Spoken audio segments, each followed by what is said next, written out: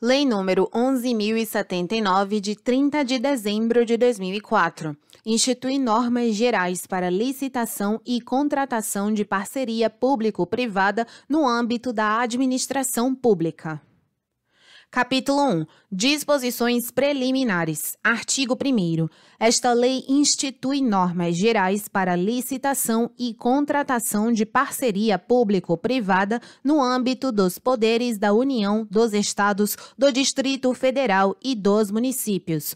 Parágrafo único. Esta lei aplica-se aos órgãos da administração pública direta, dos poderes executivo e legislativo, aos fundos especiais, às autarquias, às fundações públicas, às empresas públicas, às sociedades de economia mista e às demais entidades controladas direta ou indiretamente pela União, Estados, Distrito Federal e municípios. Artigo 2º. Parceria público-privada é o contrato administrativo de concessão na modalidade patrocinada ou administrativa. Parágrafo 1º. Concessão patrocinada é a concessão de serviços públicos ou de obras públicas de que trata a Lei 8.987, de 13 de fevereiro de 1995, quando envolver, adicionalmente à tarifa cobrada dos usuários, contra a prestação pecuniária do parceiro público ao parceiro privado.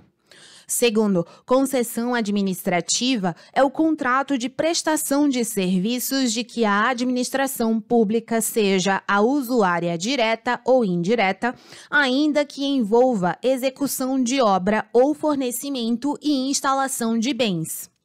Terceiro, não constitui parceria público-privada a concessão comum, assim entendida a concessão de serviços públicos ou de obras públicas de que trata a Lei 8.987, de 13 de fevereiro de 1995, quando não envolver contraprestação pecuniária do parceiro público ao parceiro privado. Quarto, é vedada a celebração de contrato de parceria público-privada, inciso 1, cujo valor do contrato seja inferior a R$10 milhões. 2. Cujo período de prestação do serviço seja inferior a 5 anos. Ou 3. Que tenha como objeto único o fornecimento de mão de obra, o fornecimento e instalação de equipamentos ou a execução de obra pública. Artigo 3º. As concessões administrativas regem-se por esta lei, aplicando-se-lhes adicionalmente o disposto nos artigos 21, 23, 25 e 27 a 39 da Lei 8.987, de 13 de fevereiro de 1995, e no artigo 31 da Lei 9.074, de 7 de julho de 1995. Parágrafo 1º. As concessões patrocinadas regem-se por esta lei, aplicando-se-lhes subsidiariamente o disposto na Lei 8.987, de 13 de fevereiro de 1995, e nas leis que lhes são correlatas. Segundo, as concessões comuns continuam regidas pela Lei 8.987, de 13 de fevereiro de 1995, e pelas leis que lhes são correlatas, não se lhes aplicando o disposto nesta lei. Terceiro, continuam regidos exclusivamente pela Lei 8.666, de 21 de junho de 1993, e pelas leis que lhes são correlatas, os contratos administrativos que não caracterizem concessão comum, patrocinada ou administrativa. Artigo 4º. Na contratação de parceria público-privada serão observadas as seguintes diretrizes. Inciso 1. Eficiência no cumprimento das missões de Estado e no emprego dos recursos da sociedade. 2. Respeito aos interesses e direitos dos destinatários dos serviços e dos entes privados incumbidos da sua execução. 3. Indelegabilidade das funções de regulação jurisdicional do exercício do poder de polícia e de outras atividades exclusivas do Estado. 4. Responsabilidade fiscal na celebração e execução das parcerias.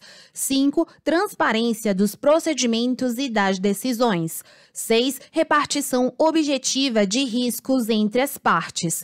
7. Sustentabilidade financeira e vantagens socioeconômicas dos projetos de parceria. Capítulo 2. Dos contratos de parceria público-privada. Artigo 5º. As cláusulas dos contratos de parceria público-privada atenderão ao disposto no artigo 23 da Lei 8.987, de 13 de fevereiro de 1995, no que couber, devendo também prever, inciso 1, o prazo de vigência do contrato compatível com a amortização dos investimentos realizados, não inferior a 5, nem superior a 35 anos, incluindo eventual prorrogação. 2. As penalidades aplicáveis à administração pública e ao parceiro privado em caso de inadimplemento contratual, fixadas sempre de forma proporcional à gravidade da falta cometida e às obrigações assumidas. 3. A repartição de riscos entre as partes, inclusive os referentes a caso fortuito, força maior, fato do príncipe e alha econômica extraordinária. 4. As formas de remuneração e de atualização dos valores contratuais. 5. Os mecanismos para a preservação da atualidade da prestação dos serviços. 6. Os fatos que caracterizem a inadimplência pecuniária do parceiro público, os modos e o prazo de regularização e, quando houver, a forma de acionamento da garantia. 7. Os critérios objetivos de avaliação do desempenho do parceiro privado. 8. A prestação pelo parceiro privado de garantias de execução suficientes e compatíveis com os ônus e riscos envolvidos, observados os limites dos parágrafos 3º e 5º do artigo 56 da Lei 8.666, de 21 de junho de 1993, e, no que se refere às concessões patrocinadas, o disposto no inciso 15 do artigo 18 da Lei 8.987, de 13 de fevereiro de 1995. 9. O compartilhamento com a administração pública de ganhos econômicos efetivos do parceiro privado decorrentes da redução do risco de crédito dos financiamentos utilizados pelo parceiro privado. 10. A realização de vistoria dos bens reversíveis, podendo o parceiro público reter os pagamentos ao parceiro privado no valor necessário para reparar as irregularidades eventualmente detectadas. 11. O cronograma e os marcos para o repasse ao parceiro privado das parcelas do aporte de recursos na fase de investimentos do projeto e ou após a disponibilização dos serviços, sempre que verificada a hipótese do parágrafo 2º do artigo 6º desta lei. Parágrafo 1º. As cláusulas contratuais de atualização automática de valores baseadas em índices e fórmulas matemáticas, quando houver, serão aplicadas sem necessidade de homologação pela administração pública, exceto se esta publicar na imprensa oficial, onde houver, até o prazo de 15 dias após a apresentação da fatura, razões fundamentadas nesta lei ou no contrato para rejeição da atualização. Segundo, os contratos poderão prever adicionalmente, inciso 1, os requisitos e condições em que o parceiro público autorizará a transferência do controle ou a administração temporária da sociedade de propósito específico aos seus financiadores e garantidores com quem não mantenha vínculo societário direto, com o objetivo de promover a sua reestruturação financeira e assegurar a continuidade da prestação dos serviços, não se aplicando para este efeito o previsto no inciso 1 do parágrafo único do artigo 27 da Lei 8.987, de 13 de fevereiro de 1995. 2. A possibilidade de emissão de empenho em nome dos financiadores do projeto em relação às obrigações pecuniárias da administração pública. 3. A legitimidade dos financiadores do projeto para receber indenizações por extinção antecipada do contrato, bem como pagamentos efetuados pelos fundos e empresas estatais garantidores de parcerias público-privadas. Artigo 5º-A. Para fins do inciso 1 do parágrafo 2º do artigo 5º, considera-se, inciso 1, o controle da sociedade de propósito específico, a propriedade resolúvel de ações ou cotas por seus financiadores e garantidores que atendam os requisitos do artigo 116 da Lei 6.404, de 15 de dezembro de 1976. 2. A administração temporária da sociedade de propósito específico pelos financiadores e garantidores quando, sem a transferência da propriedade de ações ou cotas, forem outorgados os seguintes poderes. A linha A. Indicar os membros do Conselho de Administração a serem eleitos em Assembleia Geral pelos acionistas nas sociedades regidas pela Lei 6.404, de 15 de dezembro de 1976, ou administradores, a serem eleitos pelos cotistas nas demais sociedades. B. Indicar os membros do Conselho Fiscal a serem eleitos pelos acionistas ou cotistas controladores em Assembleia Geral. C. Exercer poder de veto sobre qualquer proposta submetida à votação dos acionistas ou cotistas da concessionária que representem ou possam representar prejuízos aos fins previstos no caput deste artigo. D. Outros poderes necessários ao alcance dos fins previstos no caput deste artigo. Parágrafo 1º. A administração temporária autorizada pelo poder concedente não acarretará responsabilidade aos financiadores e garantidores em relação à tributação, encargos, ônus, sanções, obrigações ou compromissos com terceiros, inclusive com o poder concedente ou empregados. Segundo, o poder concedente disciplinará sobre o prazo da administração temporária. Artigo 6º. A contraprestação da administração pública nos contratos de parceria público-privada poderá ser feita por: inciso 1, ordem bancária. 2, cessão de créditos não tributários. 3, outorga de direitos em face da administração pública. 4, outorga de direitos sobre bens públicos dominicais. 5, outros meios admitidos em lei. Parágrafo 1º.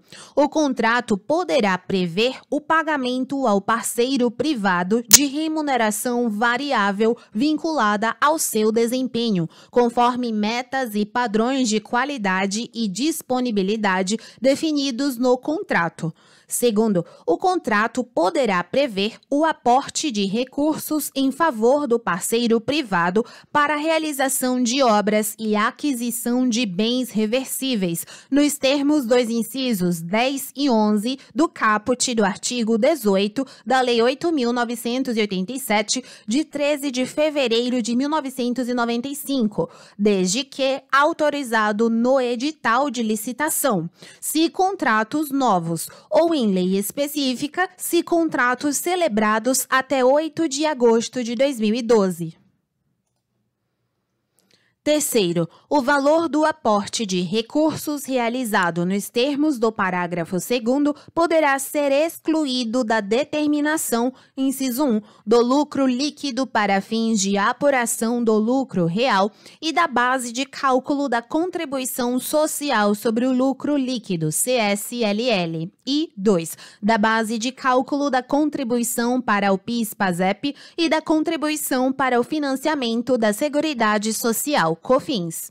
3. Da base de cálculo da contribuição previdenciária sobre a receita bruta, CPRB, devida pelas empresas referidas nos artigos 7º e 8º da Lei 12.546, de 14 de dezembro de 2011, a partir de 1º de janeiro de 2015.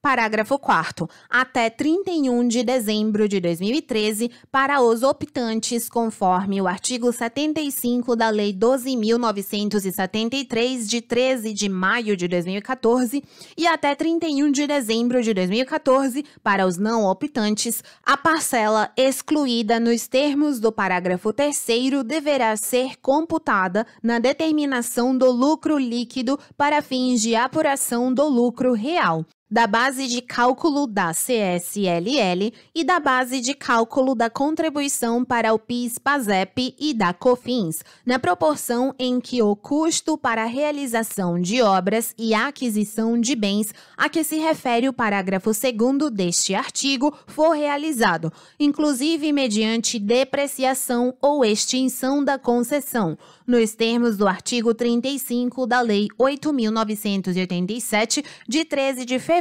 de 1995. Quinto, por ocasião da extinção do contrato, o parceiro privado não receberá indenização pelas parcelas de investimentos vinculados a bens reversíveis ainda não amortizadas ou depreciadas, quando tais investimentos houverem sido realizados com valores provenientes do aporte de recursos de que trata o parágrafo 2º. Sexto, a partir de 1º de janeiro de 2014, para os optantes, conforme o artigo 75 da Lei 12.973, de 13 de maio de 2014, e de 1º de janeiro de 2015, para os não optantes, a parcela excluída nos termos do parágrafo 3º deverá ser computada na determinação do lucro líquido para fins de apuração do lucro real, da base de cálculo da CSLL e da base de cálculo da contribuição para o PIS/PASEP e da COFINS, em cada período de apuração durante o prazo restante do contrato, considerado a partir do início da prestação dos serviços públicos. Sétimo, no caso do parágrafo 6º, o valor a ser adicionado em cada período de apuração deve ser o valor da parcela excluída dividida pela quantidade de períodos de apuração contidos no prazo restante do contrato. Oitavo, para os contratos de concessão em que a concessionária já tenha iniciado a prestação dos serviços públicos nas datas referidas no parágrafo 6º, as adições subsequentes serão realizadas em cada período de apuração durante o prazo restante do contrato, considerando o saldo remanescente ainda não adicionado.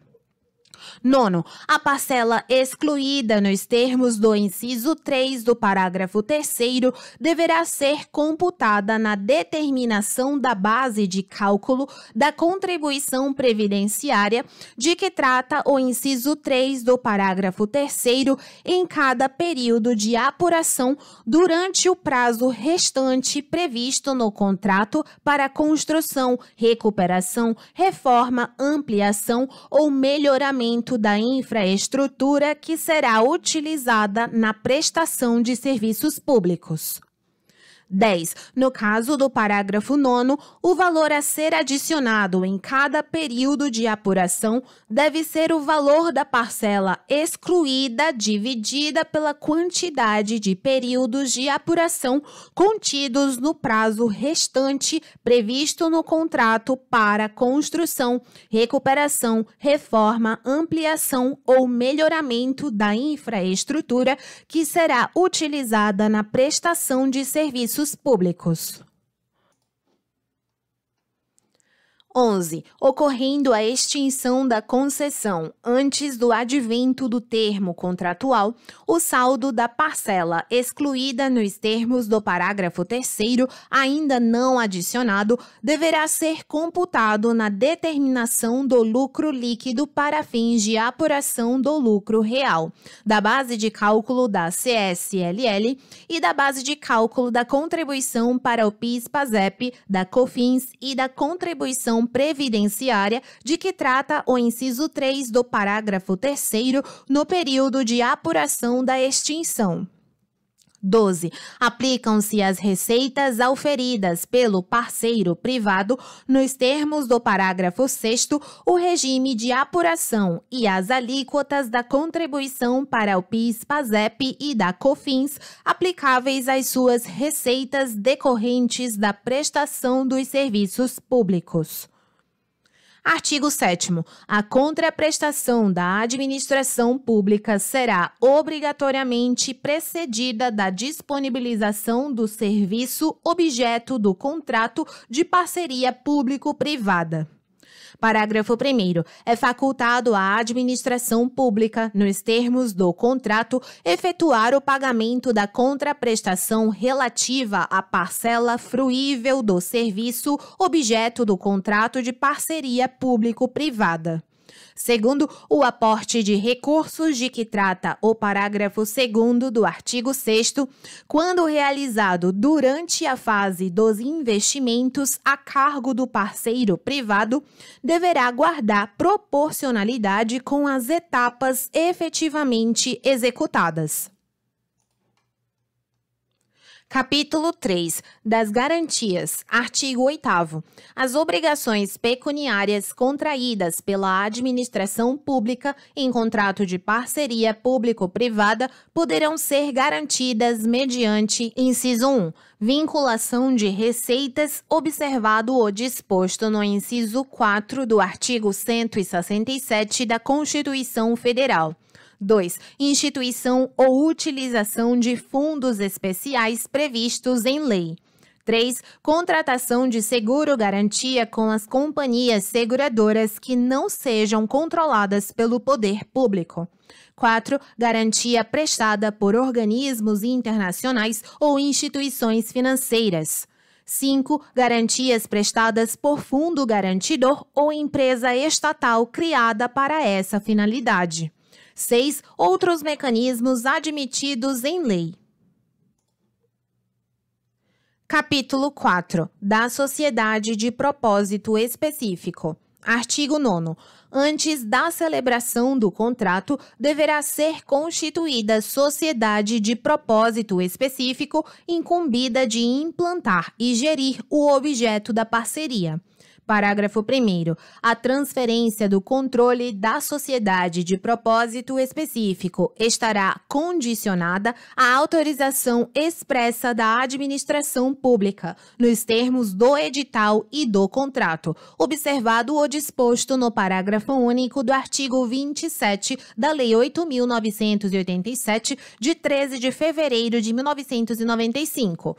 Segundo, a sociedade de propósito específico poderá assumir a forma de companhia aberta com valores mobiliários admitidos à negociação no mercado.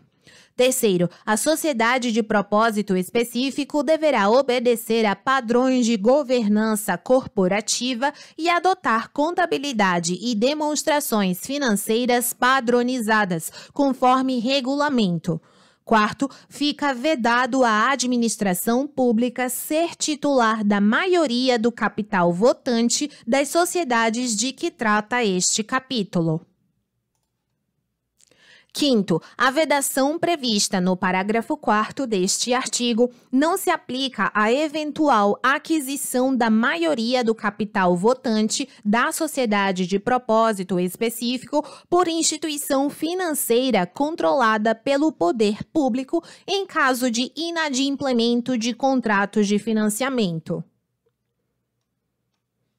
Capítulo 5 da licitação. Artigo 10. A contratação de parceria público-privada será precedida de licitação na modalidade concorrência ou diálogo competitivo, estando a abertura do processo licitatório condicionada a: Inciso 1. Autorização da autoridade competente, fundamentada em estudo técnico que demonstre, alínea A conveniência e a oportunidade da contratação, mediante identificação das razões que justifiquem a opção pela forma de parceria público-privada. B.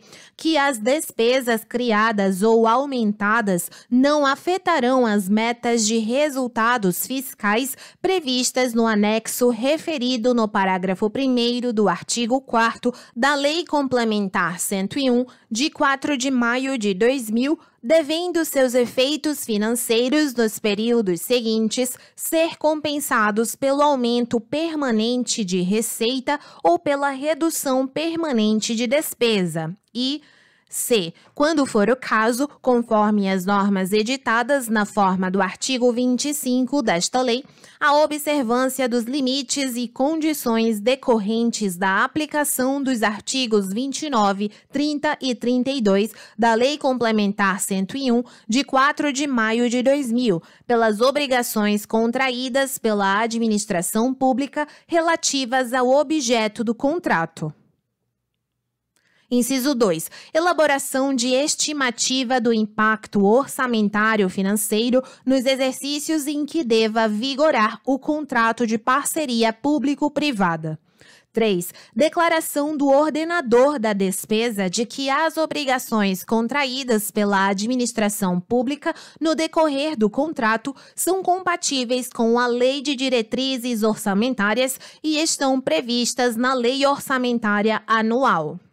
4. Estimativa do fluxo de recursos públicos suficientes para o cumprimento, durante a vigência do contrato e por exercício financeiro, das obrigações contraídas pela administração pública.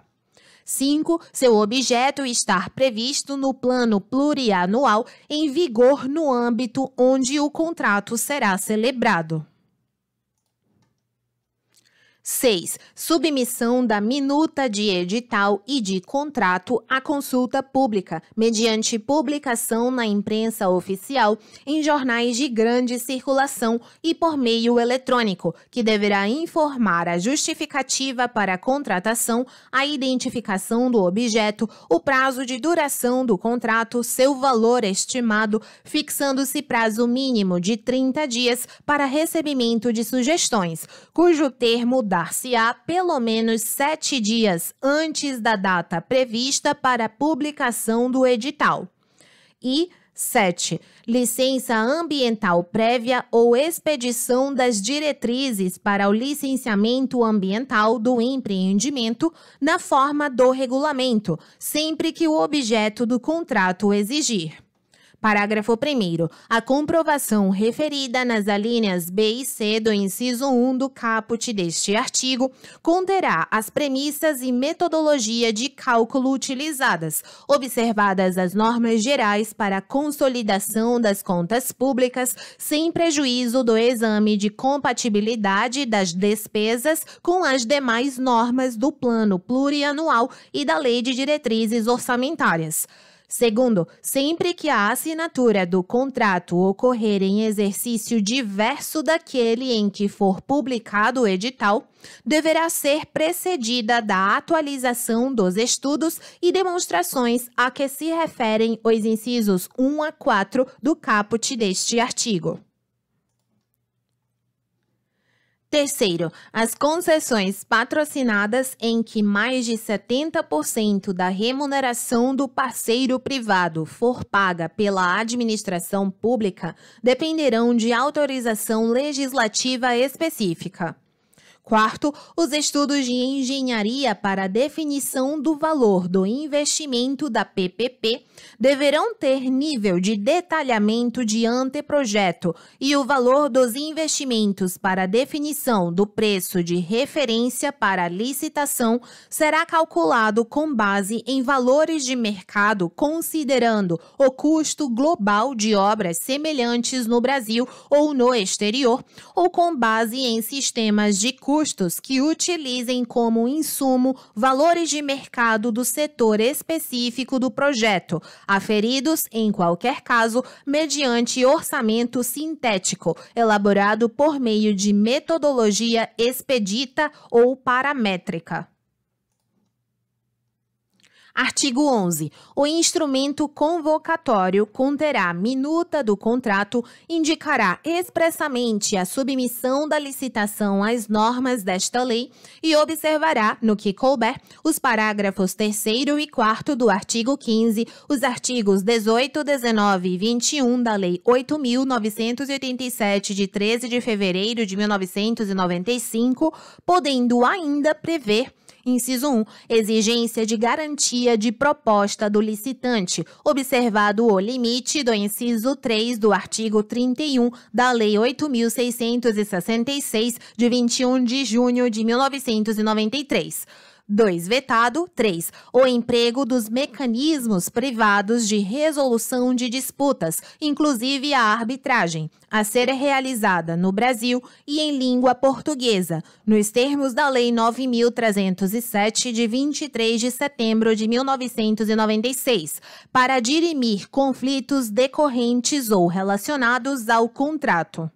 Parágrafo único. O edital deverá especificar, quando houver, as garantias da contraprestação do parceiro público a serem concedidas ao parceiro privado. Artigo 12.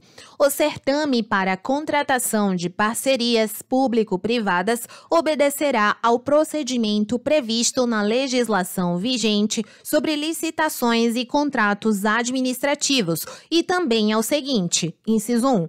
O julgamento poderá ser precedido de etapa de qualificação de propostas técnicas, desclassificando-se os licitantes que não alcançarem a pontuação mínima, os quais não participarão das etapas seguintes. 2. O julgamento poderá adotar como critérios, além dos previstos nos incisos 1 e 5 do artigo 15 da Lei 8.987, de 13 de fevereiro de 1995, os seguintes: alínea A. Menor valor da contraprestação a ser paga pela administração pública. B. Melhor proposta em razão da combinação do critério da alínea A com o de melhor técnica, de acordo com os pesos estabelecidos no edital. Inciso 3. O edital definirá a forma de apresentação das propostas econômicas, admitindo-se, alínea A, propostas escritas em envelopes lacrados, ou B, propostas escritas seguidas de lances em viva voz. Inciso 4. O edital poderá prever a possibilidade de saneamento de falhas, de complementação de insuficiências ou ainda de correções de caráter formal no curso do procedimento, desde que o licitante possa satisfazer as exigências dentro do prazo fixado no instrumento convocatório. Parágrafo 1º. Na hipótese da alínea B do inciso 3 do caput deste artigo, inciso 1, os lances em viva voz serão sempre oferecidos na ordem inversa da classificação das propostas escritas, sendo vedado ao edital limitar a quantidade de lances. 2. O edital poderá restringir a apresentação de lances em viva voz aos licitantes cuja proposta escrita for no máximo 20% maior que o valor da melhor proposta. Parágrafo 2º. O exame de propostas técnicas para fins de qualificação ou julgamento será feito por ato motivado, com base em exigências, parâmetros e indicadores de resultado pertinentes ao objeto, definidos com clareza e objetividade no edital. Artigo 13. O edital poderá prever a inversão da ordem das fases de habilitação e julgamento, hipótese em que, inciso 1, encerrada a fase de classificação das propostas ou o oferecimento de lances, será aberto o invólucro com os documentos de habilitação do licitante mais bem classificado, para verificação do atendimento das condições fixadas no edital. 2. Verificado o atendimento das exigências do edital, o licitante será declarado vencedor. 3. Inabilitado o licitante melhor classificado, serão analisados os documentos habilitatórios do licitante com a proposta classificada em segundo lugar, e assim sucessivamente, até que um licitante classificado atenda às condições fixadas no edital. 4. Proclamado o resultado final do certame, o objeto será adjudicado ao vencedor nas condições técnicas e econômicas por ele ofertadas. Capítulo 6. Disposições aplicáveis à União. Artigo 14. Será instituído por decreto órgão gestor de parcerias público-privadas federais com competência para, inciso 1, definir os serviços prioritários para execução no regime de parceria público-privada. 2. Disciplinar os procedimentos para celebração desses contratos. 3. Autorizar a abertura da licitação e aprovar seu edital. 4. Apreciar os relatórios de execução dos contratos. Parágrafo 1º. O órgão mencionado no caput deste artigo será composto por indicação nominal de um representante titular e respectivo suplente de cada um dos seguintes órgãos. Inciso 1. Ministério do Planejamento, Orçamento e Gestão, ao qual cumprirá a tarefa de coordenação das respectivas atividades. 2. Ministério da Fazenda. 3. Casa Civil da Presidência da República. Parágrafo 2º. Das reuniões do órgão a que se refere o caput deste artigo para examinar projetos de parceria público-privada, participará um representante do órgão da administração pública direta, cuja área de competência seja pertinente ao objeto do contrato em análise.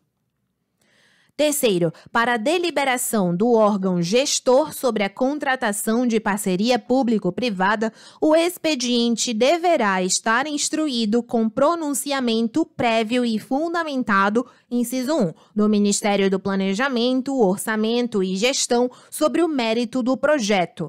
2. Do Ministério da Fazenda quanto à viabilidade da concessão da garantia e a sua forma, relativamente aos riscos para o Tesouro Nacional e ao cumprimento do limite de que trata o artigo 22 desta lei. Quarto, para o desempenho de suas funções, o órgão citado no caput deste artigo poderá criar estrutura de apoio técnico com a presença de representantes de instituições públicas. Quinto, o órgão de que trata o caput deste artigo remeterá ao Congresso Nacional e ao Tribunal de Contas da União, com periodicidade anual, relatórios de desempenho dos contratos de parceria público-privada. Sexto, para fins do atendimento do disposto no inciso 4 do artigo 4º desta lei, ressalvadas as informações classificadas como sigilosas, os relatórios de que trata o parágrafo 5º deste artigo serão disponibilizados ao público por meio de rede pública de transmissão de dados. Artigo 14-A. A Câmara dos Deputados e o Senado Federal, por meio de atos das respectivas mesas, poderão dispor sobre a matéria de que trata o artigo 14, no caso de parcerias público-privadas, por eles realizadas, mantida a competência do Ministério da Fazenda descrita no inciso 2 do parágrafo 3º do referido artigo. Artigo 15. Compete aos ministérios e às agências reguladoras, nas suas respectivas áreas de competência, submeter o edital de licitação ao órgão gestor, proceder à licitação, acompanhar e fiscalizar os contratos de parceria público-privada. Parágrafo único. Os ministérios e agências reguladoras encaminharão ao órgão a que se refere o caput do artigo 14 desta lei, com periodicidade semestral, relatórios circunstanciados acerca da execução dos contratos de parceria público-privada na forma definida em regulamento. Artigo 16. Ficam à União, seus fundos especiais, suas autarquias, suas fundações públicas e suas empresas estatais dependentes autorizadas a participar no limite global de 6 bilhões de reais em Fundo Garantidor de Parcerias Público-Privadas, FGP, que terá por finalidade prestar garantia de pagamento de obrigações pecuniárias assumidas pelos parceiros públicos federais, distritais, estaduais ou municipais, em virtude das parcerias de que trata esta lei. Parágrafo 1º. O FGP terá natureza privada e patrimônio próprio separado do patrimônio dos cotistas e será sujeito a direitos e obrigações próprios. Segundo, o patrimônio do fundo será formado pelo aporte de bens e direitos realizado pelos cotistas por meio da integralização de cotas e pelos rendimentos obtidos com sua administração. Terceiro, os bens e direitos transferidos ao fundo serão avaliados por empresa especializada que deverá apresentar laudo fundamentado com indicação dos critérios de avaliação adotados e instruído com os documentos relativos aos bens avaliados. Quarto, a integralização das cotas poderá ser realizada em dinheiro, títulos da dívida pública, bens imóveis dominicais, bens móveis, inclusive ações de sociedade de economia mista federal, excedentes ao necessário para a manutenção de seu controle pela União, ou outros direitos com valor patrimonial. Quinto, o FGP responderá por suas obrigações com os bens e direitos integrantes de seu patrimônio, não respondendo os cotistas por qualquer obrigação do fundo, salvo pela integralização das cotas que subscreverem.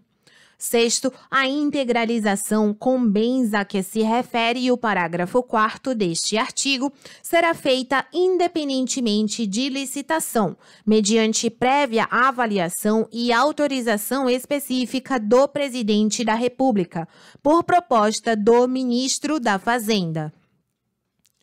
Sétimo, o aporte de bens de uso especial ou de uso comum no FGP será condicionado à sua desafetação de forma individualizada.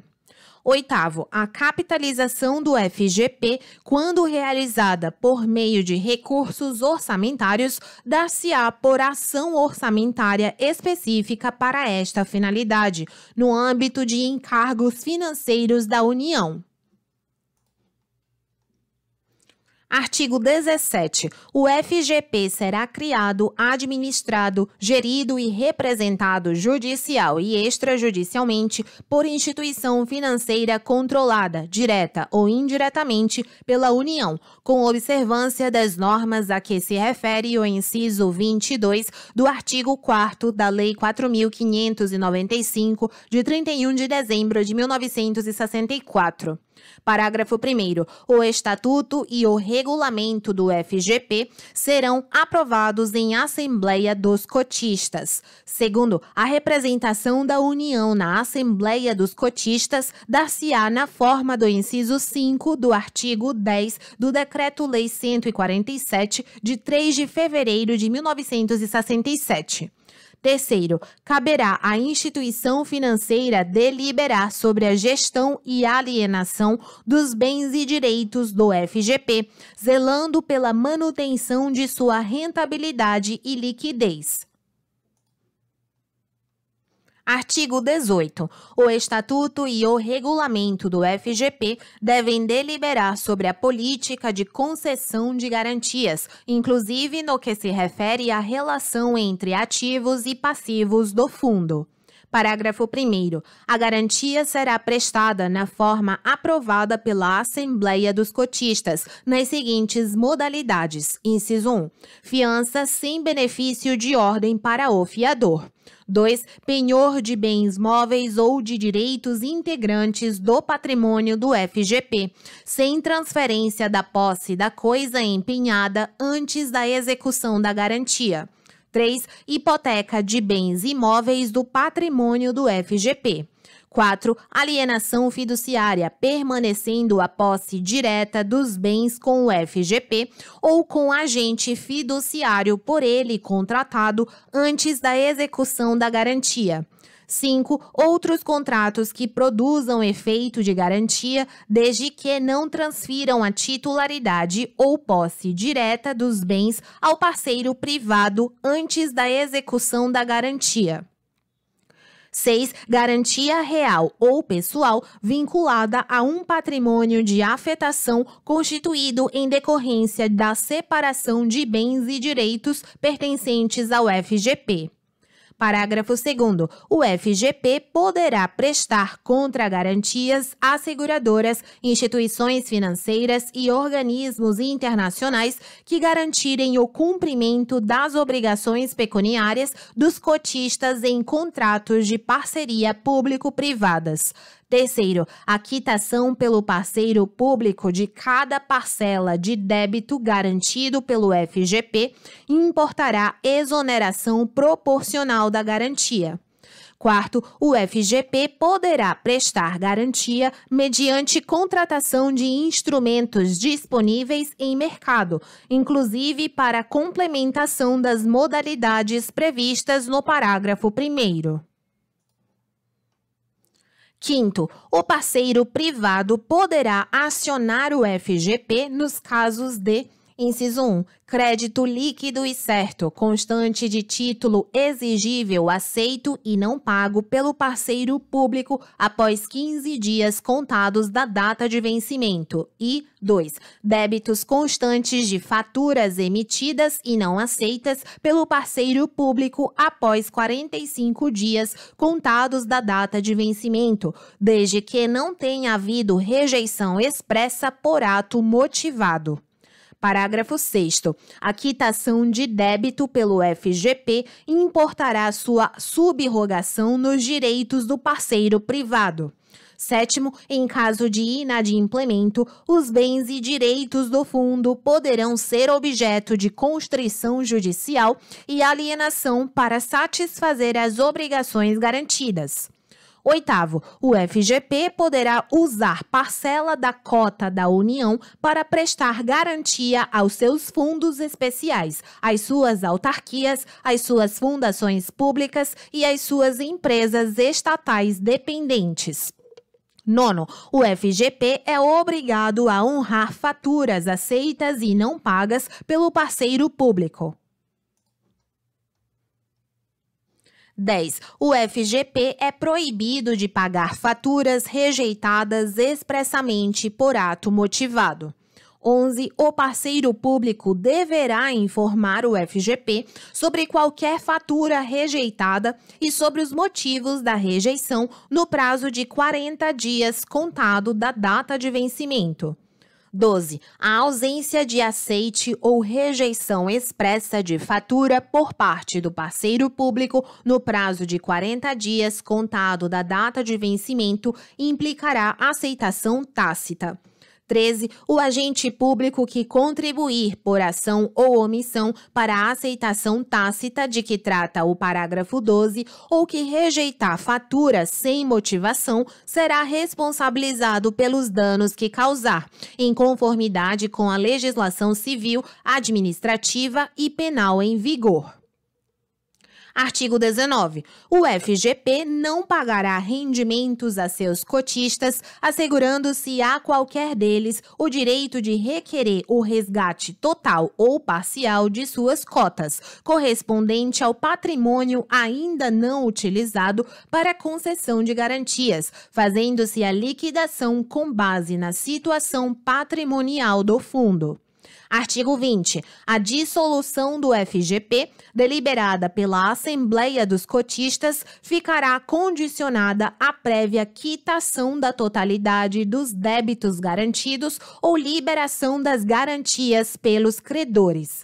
Parágrafo único. Dissolvido o FGP, o seu patrimônio será rateado entre os cotistas, com base na situação patrimonial à data da dissolução. Artigo 21. É facultada a constituição de patrimônio de afetação que não se comunicará com o restante do patrimônio do FGP, ficando vinculado exclusivamente à garantia em virtude da qual tiver sido constituído, não podendo ser objeto de penhora, arresto, sequestro, busca e apreensão ou qualquer ato de constrição judicial decorrente de outras obrigações do FGP. Parágrafo único. A constituição do patrimônio de afetação será feita por registro em cartório de registro de títulos e documentos ou, no caso de bem imóvel, no cartório de registro imobiliário correspondente. Artigo 22. A União somente poderá contratar parceria público-privada quando a soma das despesas de caráter continuado derivadas do conjunto das parcerias já contratadas não tiver excedido, no ano anterior, a 1% da receita corrente líquida do exercício e as despesas anuais dos contratos vigentes nos 10 anos subsequentes não excedam a 1% da receita corrente líquida projetada para os respectivos exercícios. Capítulo 7. Disposições finais. Artigo 23. Fica a União autorizada a conceder incentivo nos termos do Programa de Incentivo à Implementação de Projetos de Interesse Social, PIPs, instituído pela Lei 10.735, de 11 de setembro de 2003, as aplicações em fundos de investimento criados por instituições financeiras em direitos creditórios provenientes dos contratos de parcerias público-privadas. Artigo 24. O Conselho Monetário Nacional estabelecerá, na forma da legislação pertinente, as diretrizes para a concessão de crédito destinado ao financiamento de contratos de parcerias público-privadas, bem como para a participação de entidades fechadas de previdência complementar. Artigo 25. A Secretaria do Tesouro Nacional editará, na forma da legislação pertinente, normas gerais relativas à consolidação das contas públicas aplicáveis aos contratos de parceria público-privada. Artigo 26 é um artigo que modifica outro dispositivo da Lei 8666. Artigo 27. As operações de crédito efetuadas por empresas públicas ou sociedades de economia mista controladas pela União não poderão exceder a 70% do total das fontes de recursos financeiros da sociedade de propósito específico, sendo que, para as áreas das regiões Norte, Nordeste e Centro-Oeste, onde o Índice de Desenvolvimento Humano, IDH, seja inferior à média nacional, essa participação não poderá exceder a 80%. Parágrafo 1º. Não poderão exceder a 80% do total das fontes de recursos financeiros da sociedade de propósito específico ou 90% nas áreas das regiões Norte, Nordeste e Centro-Oeste, onde o Índice de Desenvolvimento Humano, IDH, seja inferior à média nacional. As operações de crédito ou contribuições de capital realizadas cumulativamente por, inciso 1, entidades fechadas de previdência complementar. 2. Empresas públicas ou sociedades de economia mista controladas pela União. Parágrafo 2º. Para fins do disposto neste artigo, entende-se por fonte de recursos financeiros as operações de crédito e contribuições de capital à sociedade de propósito específico. Artigo 28. A União não poderá conceder garantia ou realizar transferência voluntária aos Estados, Distrito Federal e municípios se a soma das despesas de caráter continuado derivadas do conjunto das parcerias já contratadas por esses entes tiver excedido, no ano anterior, a 5% da receita corrente líquida do exercício ou se as despesas anuais dos contratos vigentes nos 10 anos subsequentes excederem a 5% da receita corrente líquida projetada para os respectivos exercícios. Parágrafo 1º.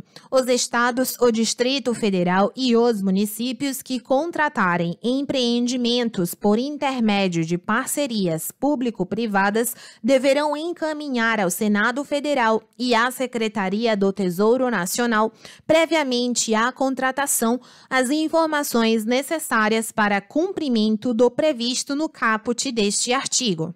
Segundo, na aplicação do limite previsto no caput deste artigo, serão computadas as despesas derivadas de contratos de parceria celebrados pela administração pública direta, autarquias, fundações públicas, empresas públicas, sociedades de economia mista e demais entidades controladas, direta ou indiretamente, pelo respectivo ente, excluídas as empresas estatais não dependentes. Artigo 29.